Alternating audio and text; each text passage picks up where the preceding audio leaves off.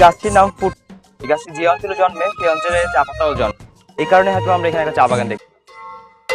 ফুটকি, লুটকি বা কোথাও কোথাও দাঁত রাঙা নামে পরিচিত এই গাছ, লোকবিশ্বাস অনুযায়ী যে মাটিতে ফুটকি ফোটে সেখানেই চা বাগান করা সম্ভব। তাই এই গাছকে টি ইন্ডিকেটর হিসেবে চিহ্নিত করা হয়। যে কোনো উঁচু জায়গায়, পাহাড় বা টিলার ঢালে এই গাছ দেখা যায়। বেগুনি বর্ণের ফুল জঙ্গলেও এই গাছের সৌন্দর্যকে আলাদা করে ফুটিয়ে তোলে।